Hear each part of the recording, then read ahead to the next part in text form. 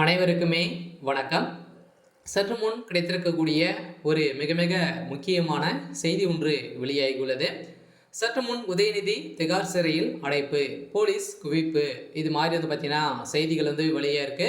இப்போ சமீப காலத்துலேருந்தே திமுக பார்த்தீங்கன்னா ஒரு மிகப்பெரிய பிரச்சனைகள் போயிட்டு இருக்கு அப்படின்ற மாதிரி அனைவருக்குமே தெரியும் இல்லையா? பார்த்தீங்கன்னா வரலாற்றிலே முதல் முறையாக பார்த்தீங்கன்னா தமிழகத்தில் டாஸ்மாக் கூடிய நிறுவனத்தில் டாஸ்மாக் கூடிய ஆலைகளும் ரேடுகள் நடந்தது. இதில் முக்கிய அமைச்சராக செந்தில் பாலாஜி, அதுக்கப்புறம் பார்த்தீங்கன்னா எம்பி ஜெகத் ரக்ஷன் அவர்கள் வசமாக சிக்கியிருந்தாங்க. இவருடைய சம்மந்தப்பட்ட நிறுவனங்களும் அதே மாதிரி அவருக்கு சம்மந்தப்பட்ட நண்பர்களுடைய வீட்டிலும் 20க்கும் மேற்பட்ட அவருடைய வீட்டில் ரெய்டுகள் நடந்தது. இந்த ரெய்டின் அடிப்படையில் சிக்கிய பணங்கள் மூட்டை மூட்டையாக சிக்கியிருந்தது. இந்த பணத்தின் அடிப்படையிலும் அதே மாதிரி பார்த்தீங்கன்னா இதில் 1000 கோடிக்கு மேலே மெகா ஊழல் நடந்திருக்கு அப்படின்ற மாதிரி தான் அமலாக்கத்துறை தகுந்த ஆதாரத்தோடு பார்த்தீங்கன்னா சமன்ஸ் அனுப்பியிருக்காங்க இல்லையா?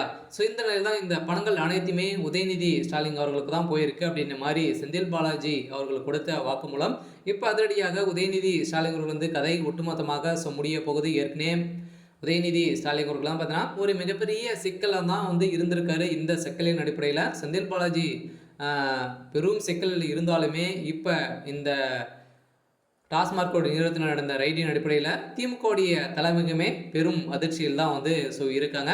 இதை பற்றி இந்த வீடியோவில் நம்ம முழுமையாக பார்க்கலாம். அதுக்கு முன்னாடி நம்ம சேனலுக்கு இப்போ தான் நீங்கள் முதல் முறையாக வந்திருக்கீங்க அப்படின்னா மறக்காமல் நம்மளுடைய சேனலை சப்ஸ்கிரைப் பண்ணி சப்போர்ட் பண்ணுங்கள். வாங்க வீடியோக்குள்ளே போகலாம். பார்த்தீங்கன்னா இப்போ உதயநிதி ஸ்டாலின் திடீர்னு பார்த்தீங்கன்னா திகார் சிறையில் அடைக்கப்பட்டதாக ஒரு தகவல் வெளியாக இருக்குது. இந்த நிலையில் தான் இப்போ டாஸ்மாக் நிறுவனத்தில் நடந்த ஊழலின் அடிப்படையில் ஜெகத் ரக்ஷன் இவங்கெல்லாம் முக்கிய புள்ளியாக இருக்காங்களே, திமுகவுடைய ஒரு பெரிய பினாமியாக இருக்கக்கூடியவர் தான் இவர் பார்த்தீங்கன்னா இப்போ குறைந்தபட்சமே செந்தில் பாலாஜி அவர்கள் இப்போ 5 வருடத்தில் பார்த்தீங்கன்னா 40,000 கோடிக்கு மேலே மெகா ஊழல் நடந்திருக்கு அப்படின்ற மாதிரி தான் இப்போ பார்த்தீங்கன்னா இது வரைக்குமே கணக்கெடுத்ததுலே இவ்வளோ வந்திருக்கு. இந்த நிலையில் இந்த பணங்கள் அனைத்துமே பார்த்தீங்கன்னா திமுகவுடைய தலைமையகத்துக்கு போய் தான் இவங்களுக்கு எவ்வளோ கமிஷன் வருது அப்படின்னு தான் இவங்களுக்கெல்லாம் அனைவருமே அனுபவிக்கக்கூடிய நிலை உருவாகியிருக்கு.